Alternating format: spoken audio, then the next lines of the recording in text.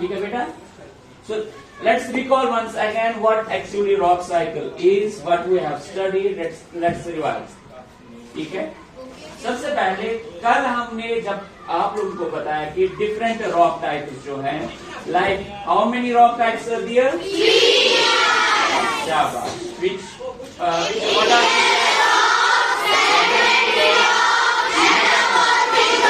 okay, stuff. Now we know that the igneous rocks are those rocks which are directly formed from magma. What is magma? Good. Magma is a partially molten material that is present in mantle. Mantle is the second layer of the earth. So in the second layer of the earth, we have a partially molten material. We call that molten material as magma. Good. अब देखिए, अब हमने क्या कहा कि जो ये magma जो है, इसके साथ मिनरल्स जो है, मिनरल्स और कुछ गैसेस जो है, यानी गैसेस कंटेंट जो है वो भी इसमें है. तो गैसेस जो है, they always tend to be at higher reaches. They always tend to be at higher reaches. Gases जो है वो हमेशा रैंडमली मूव करते हैं. वो रैंडमली क्या करते हैं? बिकॉज वो स्टेबल स्टेट में नहीं होते हैं. वो स्टेबल स्टेट में नहीं होते हैं. अब इन्हीं गैसेस की वजह से ये इस मैग्मा मटेरियल को फोर्स कर देते हैं राइज होने के लिए from this mantle, from the second layer of the शाबाश बेटा. अब जब ये सेकंड लेयर ऑफ अर्थ यानी मेंटल, जैसे मैं यहां ड्रा करूं, this is crust, second layer is mental and the third layer is core. शाबाश. अब सेकंड लेयर में हमें कौन सा मटेरियल है? पार्शियली मोल्टन मटेरियल, जिसे हम क्या कहते हैं बेटा? शाबाश. अब ये मैग्मा जब राइज हो रहा है through the crust, it rises from the mental. कहां से ये राइज हो रहा है? मेंटल. थ्रू द क्रस्ट, यानी क्रस्ट के थ्रू ये फिर ऊपर आ जाता है, यानी राइज हो रहा है. हाँ, और जहां जहां से इसे क्रस्ट में वीक जोन्स मिले, क्या मिले? तो यहाँ से ये राइज होके, शाबाश, ये राइज जब होता है और फाइनली ये रीच होता है सरफेस ऑफ द अर्थ पे, सरफेस ऑफ द और when it comes on the surface of the earth, this partially molten material that we call as magma, it cools down. शाबाश. यानी जब टेम्परेचर फॉल हो जाता है, because inside the earth temperature बहुत ज्यादा होता है as compare to the temperature which is on the surface of the earth. बेटा बात समझ आई? यानी इनसाइड द अर्थ टेम्परेचर बहुत ज्यादा होता है, लेकिन सरफेस जो ये क्रस्ट जो है, क्रस्ट के बाहर या अर्थ के बाहर टेम्परेचर इसके मुकाबले में बहुत ही कम होता है. तो इससे क्या होता है? ये मैग्मा जो है, ये मैग्मा कूल डाउन होता है. क्या होता है? जब इस मैग्मा की कूलिंग हुई, क्या हुई? यानी ये मैग्मा अब ठंडा हो जाता है. तो इस चीज की वजह से जो ये मैग्मा अब सरफेस पे आ गया, पहले तो इसे हम सरफेस पे आके लावा बोलते हैं. क्या बोलते हैं? शाबाश. अब क्या होता है? कूलिंग होने की वजह से ये सॉलिडिफाई हो रहा है. अब क्या हो रहा है?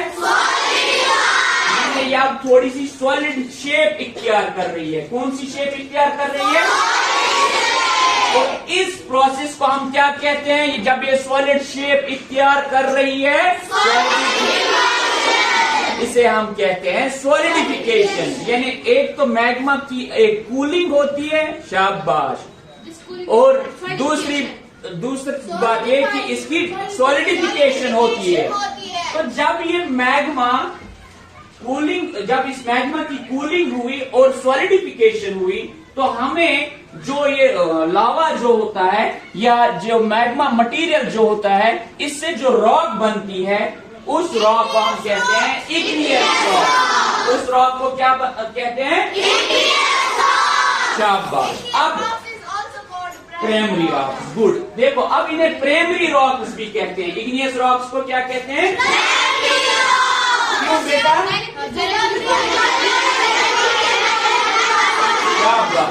यानी इग्नियस रॉक्स को हम प्राइमरी रॉक्स इसीलिए कहते हैं बिकॉज दे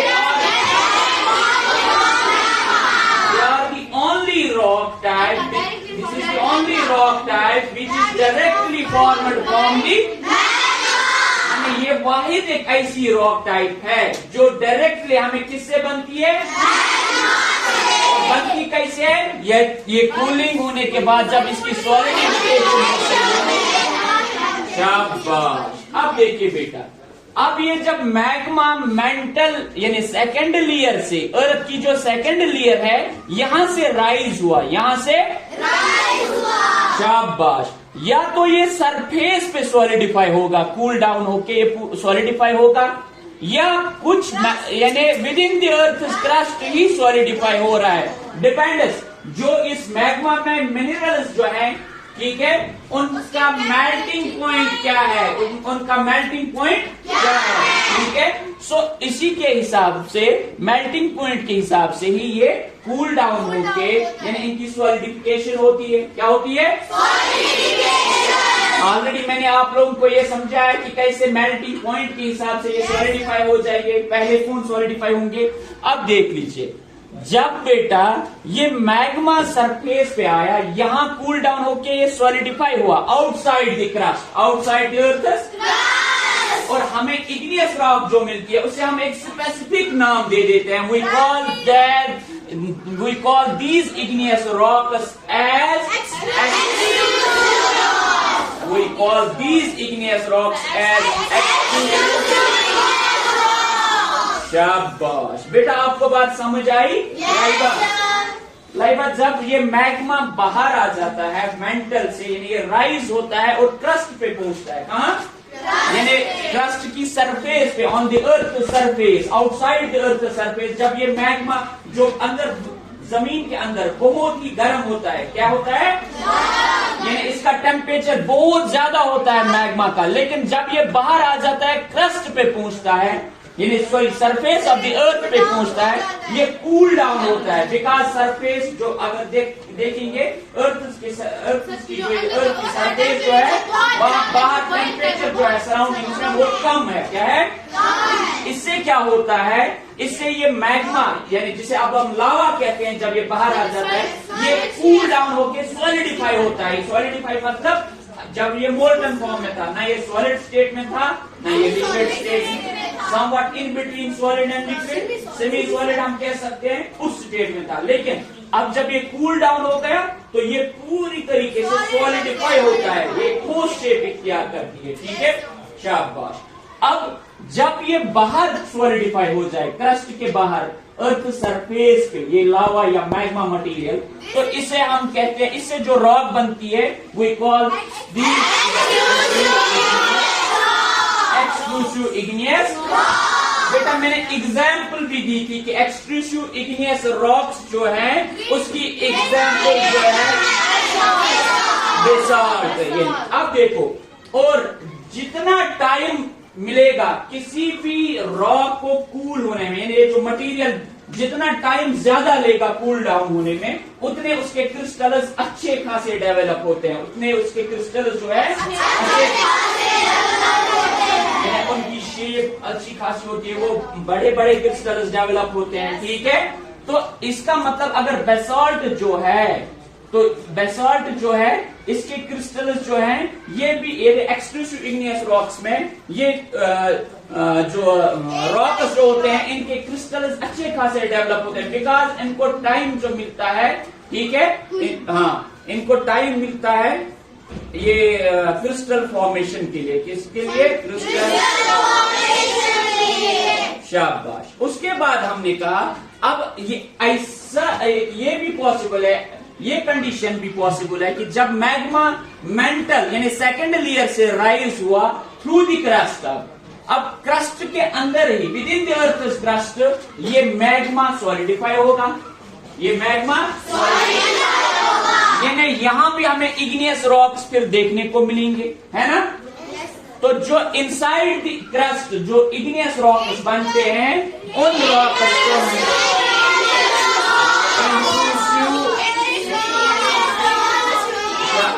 इंट्रूसिव इग्नियस। और इवन मैंने आप लोग को ये भी समझाया कि आप लोग कैसे इस चीज को मेमोराइज करोगे।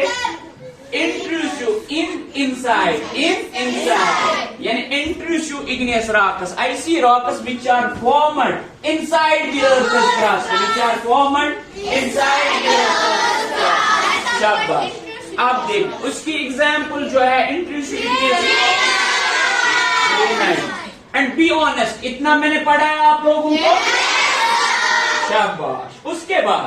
उसके बाद क्या बेटा, जब हमने इंट्रूसिव और एक्सट्रूसिव इग्नियस रॉक्स की बात की और ये भी याद रखा कि जो रॉक्स हैं इग्नियस रॉक्स, उन्हें हम प्राइमरी रॉक्स कहते हैं बिकॉज ये यही एक ऐसी रॉक टाइप है जो डायरेक्टली किससे बनती है? शाबाश। अब देखो अब क्या होता है, उसके बाद मैंने बताया ये जो इग्नियस रॉक्स जो होते हैं, इन इग्नियस रॉक्स की वेदरिंग होती है। क्या होती है? शाबाश। ये लेक्चर सेकंड था मोस्ट प्रोबेबली इस रॉक साइकिल के बारे में। तो हमने कहा कि वेदरिंग हो रही है इग्नियस रॉक्स की। वेदरिंग क्या होती है?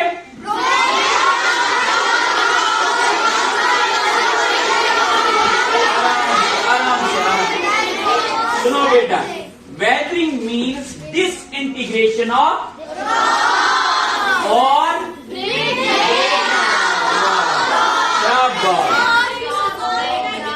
यानी वेदरिंग का मतलब होता है disintegration of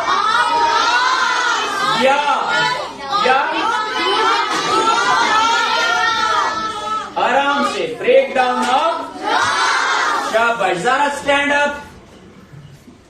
Tell me what are the factors which are responsible for weathering, or what are the agents which are responsible for weathering? Segments that are Factors. That are factors for the weathering are temperature, water, wind, and glacier. यानी factors which are responsible for weathering are temperature,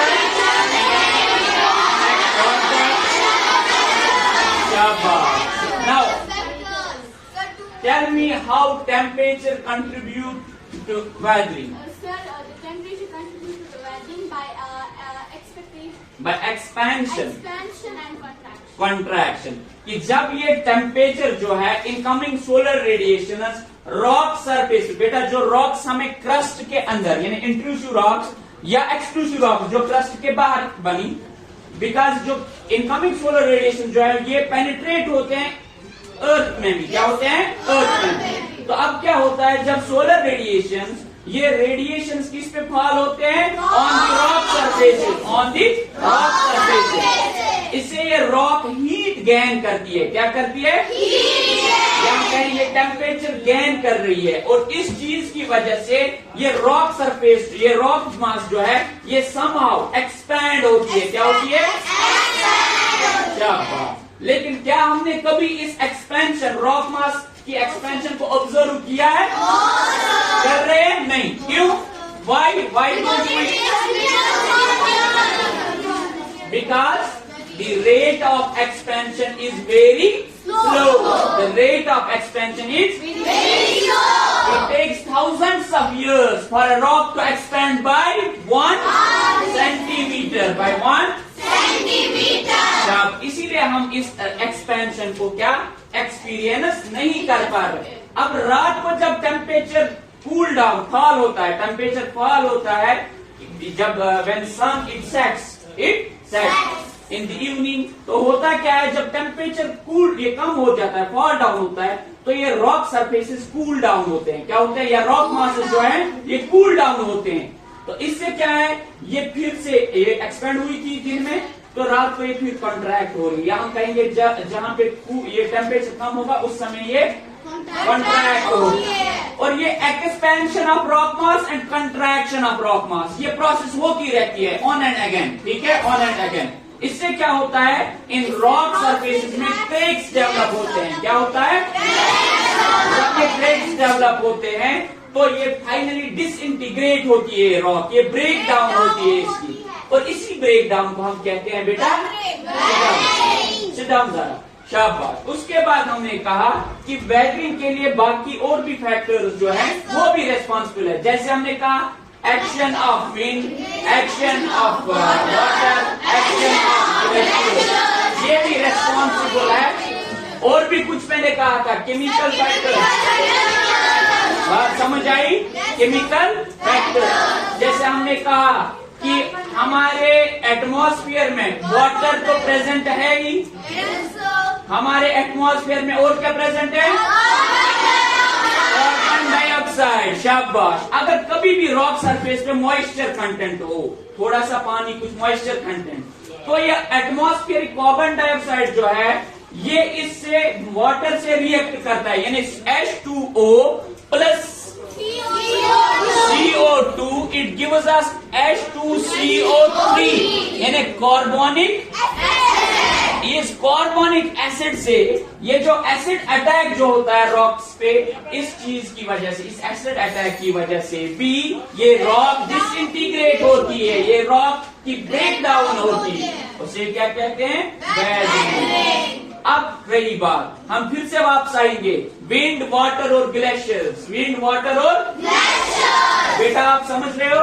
शाबाश। Wind, water और glaciers. Wind से क्या होता है? For example कहीं से wind आया, ऑलरेडी रॉक्स में एक्सपेंशन एंड कंट्रैक्शन की वजह से क्रेक्स डेवलप हुए, तो कहीं से जो विंड अगर आया, ये विंड अपने साथ ब्लो कर देती है बहुत सारे मटेरियल को, है ना? Dust, sand particles, even seeds कभी कभार, हाँ? तो अगर कभी कभार ये सीड डिपॉजिट हुआ बाय चांस इस क्रेक में, ये जो क्रेक्स जो डेवलप हुए, तो अब सीड को जो कंडीशन, जो मटेरियल जो चाहिए या फिजिबल कंडीशन जो चाहिए जर्मिनेट होने के लिए, वो भी तो इससे मिलती है। कैसे? डस्ट पार्टिकल, यानी सॉइल इसको चाहिए था, वो तो ऑलरेडी डस्ट अगर इस क्रेक में डेवलप हुआ, ये डिपॉजिट हुआ, या कभी कभार सनलाइट, तो वो भी इस पे गिर रही है, फॉल हो रही है, प्रेसिपिटेशन, वाटर प्रेसिपिटेशन के जरिए, तो नतीजा ये सीड धीरे धीरे जब ग्रो होगा और फाइनली एक प्लांट या ट्री की शेप इख्तियार करेगा, इससे ये जब जितना डेवलप होगा, बड़ा हो जाएगा, ग्रो करेगा, ये रॉक पे क्या करता है? ये रॉक्स पे प्रेशर एक्सर्ट करता है। जब ये प्रेशर एक्सर्ट कर देता है, आप सुन लीजिए या आप समझ लीजिए, अगर ये एक रॉक मास है, ठीक है, ये एक क्रेक इसमें डेवलप है, तो सीड इसके बीच कहीं डिपॉजिट हुआ, विंड की वजह से सीड आया कहीं से और इसमें ये डिपॉजिट हुआ बाई चांस, तो नतीजा धीरे धीरे जब ये बड़ा हो जाएगा, जितनी गर्थ, ये विड्थ जितनी इसकी बढ़ेगी, किसकी? इस ट्री की, तो उतना इस रॉक मास पे प्रेशर एक्सर्ट होगा, और इस प्रेशर एक्सर्ट होने की वजह से ये ब्रेक डाउन हो रहा है, ठीक है? इसे भी वेदरिंग कहते हैं। लेकिन यहाँ एजेंट या फैक्टर जो रेस्पॉन्सिबल है फॉर वेदरिंग, वो कौन है? विंड। सेकंड थिंग इज, जब विंड, ये जो रॉक जो है उनमें क्रेकर्स डेवलप हुए, उनमें क्या हुए? तो जो ये लूज अब मटेरियल इस रॉक के साथ होता है, कि बिकॉज क्रेकर्स डेवलप हुए, कुछ लूज मटेरियल इसके साथ अभी भी अटैच होगा फर्मली, या सॉरी फर्मली लूज मटेरियल इसके साथ अटैच होगा समाव। तो जब ये तेज विंड कहीं से आ रही है, ये इस लूज मटेरियल को प्लग आउट करता है, ये इस लूज मटेरियल को अपने साथ ब्लो कर देता है, तो नतीजा जो नई रॉक सरफेस जो है, न्यू रॉक सरफेस, अब वो एक्सपोज होती है इन एजेंट्स की तरफ, यानी जो एजेंट्स वेदरिंग करने में अहम रोल प्ले करते हैं। शाबाश। उसके बाद हमने कहा वाटर, क्या कहा? वाटर। बेटा स्टैंड अप, यू, हाँ, बताओ वाटर की एक्शन की वजह से या एक्शन ऑफ वाटर कैसे रोल प्ले करता है वेदरिंग में? शाबाश। कैसे वेदरिंग होती है वाटर से? सर जब सर ठीक, सर जो वेदरिंग होती है, हाँ, सर जो इसके सेडिमेंट्स होते हैं, ये इससे गिर जाते हैं, सीधे ओशन में गिर जाते हैं, यानी वाटर, हाँ बताइए आप। सर जो वाटर होता है, वो अपने साथ पत्थर निकल आता है, फिर एक दूसरे के साथ पेबल से पत्थर निकल आता है, फिर एक दूसरे के साथ कोलाइड होते हैं, ठीक है। इससे भी इससे भी ब्रेक डाउन होता है, या ये स्ट्राइक होते हैं किसी बड़े रॉक मास के साथ, उससे भी सेडिमेंट्स वगैरह जो है वो इरोड होते हैं, ठीक है, यस, ठीक है। तो इस चीज से, या कुछ रॉक मास जो होते हैं उनमें जो कॉन्स्टिट्यूएंट्स हैं वो सोलेबल होते हैं, वो डिजॉल्व होते हैं इस वाटर के साथ, ठीक है। उस तरीके से भी वेदरिंग जो है वो हो रही है, ठीक है, रॉक डिसइंटीग्रेट हो रही है, ब्रेक डाउन हो रही है, ठीक है। हाँ, अब ग्लेशियर्स की वजह से भी, सिट डाउन बेटा, ग्लेशियर्स की वजह से भी वेदरिंग हो रही है, ग्लेशियर की एक्शन की वजह से भी वेदरिंग हो रही है। बेटा आप बताओ, स्टैंड अप, हाँ स्टैंड अप। जब जो हिली रीजन या माउंटेनियस रीजन जो है वहां से जब ग्लेशियर्स जो है वो स्लाइड होते हैं down the slope, down the, तो क्या होता है बेटा, हाँ हाँ, यानी उसके पास में जो भी पेबल्स, बोल्डर्स, कॉबल्स, यानी यम सारी रॉक है आसान, किछ आसान लपिट, किछ आसान बड़, अकॉर्डिंगली नाव दिवान, बोल्डर को बोल्ड पहन, कॉबल, पेबल, सैंड, सिल्ट, हाँ, ये इसके ग्रेन साइज के हिसाब से नाम दिए गए हैं। हाँ हाँ बिल्कुल, हाँ, जो इसके पाथ में, इसके वे में जो कोई रॉक मास हो, एक तो वो उसके ऊपर से गुजर के यानी फ्लो होके स्क्रैच कर देता है, क्या कर देता है, यानी रब कर देता है उस रॉक मास से, उससे भी जो सेडिमेंट्स वगैरह निकलते हैं, तो उससे भी बैटरिंग, उस चीज की वजह से भी बैटरिंग होती है, ठीक है। तो इससे इस चीज को, ये जो स्क्रैचिंग हो रही है इन पेबल्स से, जो पेबल्स, कॉबल्स, बोल्डर्स इन ग्लेशियर्स ने अपने साथ लाए, उसे हम क्या कहते हैं, जब इनसे स्क्रैचिंग हो जाएगी किसी रॉक मास, जिसे हम एब्रेशन कहते हैं, क्या कहते हैं, ABRASION, एब्रेशन, ठीक है। और अब अगर ये क्या करें, आपस में ग्लेशियर्स में जो पेबल्स, कॉबल्स जो है या जो भी है आपस में कोलिजन करे, तो उसे हम क्या कहते हैं, एट्रिशन, एट्रिशन, क्या कहते हैं, इट्स कॉल्ड एट्रिशन, क्या है, एट्रिशन। अब देखो, यानी हमने क्या देखा बेटा, हमने ये देखा जो हमने ये देखा जो इग्नियस रॉक, प्राइमरी रॉक्स जिन्हें हम कहते हैं, जो डायरेक्टली मैग्मा से बने, चाहे वो एक्सट्रूसिव इग्नियस रॉक हो या इंट्रूसिव इग्नियस रॉक हो, इनसे इन्हें क्या होती है, वेदरिंग होती है। वेदरिंग किन से होती है, डिफरेंट एजेंट से, डिफरेंट फैक्टर्स इसके लिए रेस्पॉन्सिबल है। और जब ये वेदरिंग होती है, यानी हमें छोटे छोटे, weathering means disintegration of rocks into smaller fragments, into smaller pieces, ठीक है, इनटू स्मॉलर फ्रैगमेंट्स और इनटू स्मॉलर पीसेस, शाबाश। तो ये जो पीसेस जो है या फ्रैगमेंट्स जो हमें disintegration, break down of rocks से मिली, तो उन पीसेस को, उन फ्रैगमेंट्स को क्या कहते हैं हम, शाबाश, उन्हें हम कहते हैं सेडिमेंट्स, क्या कहते हैं, उन पीसेस या उन फ्रैगमेंट्स को, जो फ्रैगमेंट्स हमें वेदरिंग से मिली, उन फ्रैगमेंट्स को हम कहते हैं सेडिमेंट्स, उन फ्रैगमेंट्स को क्या कहते हैं, शाबाश। नाउ हाँ, ग्लेशियर्स की एक्शन की वजह से जो वेदरिंग हो रही है, उस चीज को फिर से हम रिपीट करेंगे, कोई इशू नहीं। हमने कहा कि ग्लेशियर्स जो यूजुअली हिली एरिया रीजन में, हाई रीजन पे होते हैं ग्लेशियर्स, ये ग्लेशियर्स जब स्लाइड डाउन होते हैं, कहाँ, स्लोप, डाउन द स्लोप, ये जब स्लाइड होते हैं डाउन द स्लोप, तो नतीजा इसके रास्ते में अगर कहीं पे स्टोन्स, बोल्डर्स, कॉबल्स, पेबल्स, ये अपने साथ इन्हें भी स्लाइड कर देता है, ठीक है, ये अपने साथ इन्हें भी मूव करवा देता है। तो नतीजा क्या होता है, ग्लेशियर की मूवमेंट के साथ साथ इन स्टोन्स, पेबल्स और कॉबल्स या बोल्डर्स आप कहें, जो भी ये रॉक पार्टिकल्स वगैरह हैं, तो इन एक तो आपस में ये कोलाइड करते हैं उस चीज से, जब आपस में ये टकरा जाते हैं, इससे भी ब्रेक डाउन होती है, इससे भी ये टूट जाते हैं छोटे छोटे पार्टिकल्स में। तो इस आपसी कोलिजन को, आपस में जो म्यूचुअल कोलिजन होती है इन पेबल्स या हम कहेंगे पार्टिकल्स की, उसे हम कहते हैं एट्रिशन, क्या कहते हैं, एट्रिशन। अब देखो, अब जब अगर इसके रास्ते में और कोई रॉक मास आए जिसके ऊपर से ग्लेशियर गुजरे, तो इस ग्लेशियर में जो ये पैपलस, जो ये रॉक पार्टिकल्स हैं, कॉपलस, बोल्डर्स, ये क्या करते हैं, ये उस रॉक मास को स्क्रैच कर देता है। क्या कर देता है? रब कर देता है। क्या कर देता है? उससे भी उस रॉक मास की के जो सेडिमेंट्स वगैरह है वो ब्लैक आउट होंगे, वो निकल जाएंगे। वो सेडिमेंट जो लूप सेडिमेंट्स जो होंगे वो लूप निकल जाएंगे उस रॉक मास से, बड़ी जो रॉक मास इस ग्लेशियर के रास्ते में जो आया। ठीक है, अब इस स्क्रैचिंग की वजह, इस स्क्रैचिंग को, इस रबिंग को क्या कहते हैं हम? एब्रेशन। क्या कहते हैं? एब्रेशन। यानी attrition and abrasion of glaciers, attrition and abrasion of glaciers, इससे भी वेदरिंग होती है। या सिंपली आप याद रख लीजिए, ग्लेशियर्स से भी वेदरिंग होती है।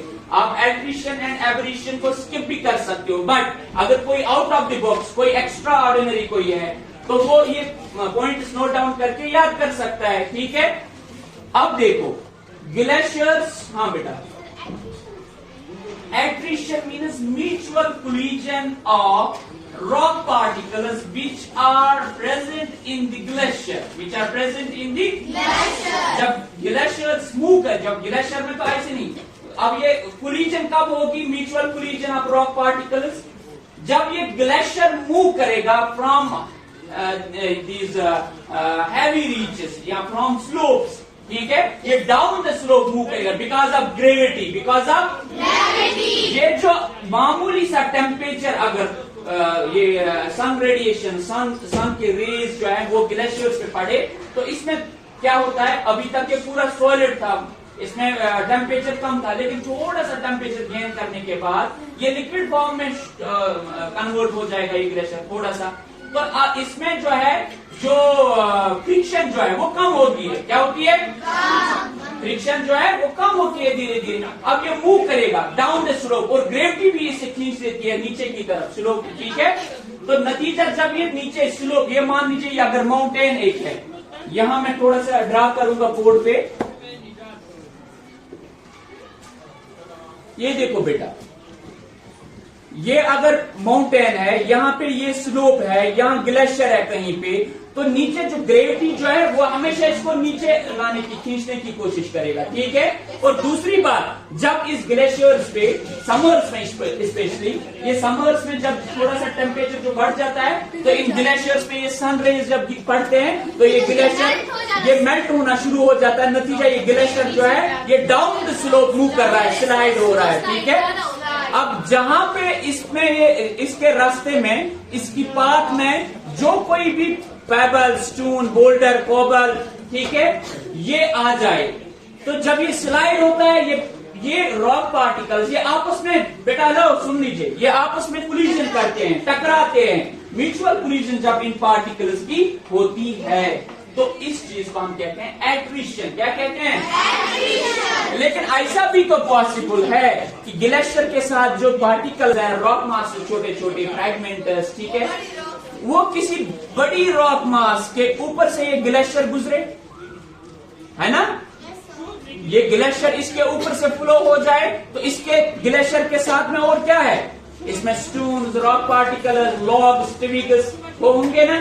तो अब नतीजा, जब ये ऊपर इस रॉक मास, आगे देखो बेटा, जब ये रॉक मास के ऊपर से गुजर रही है, ये ग्लेशियर गुजर रहा है, तो ये स्टोन्स, कॉबल्स जो इस ग्लेशियर के साथ में, वो इस बड़े रॉक मास के ऊपर से गुजर के स्क्रैच करेगा इस रॉक मास को। क्या करेगा? रब करेगा। ठीक, अब देखो इस स्क्रैचिंग को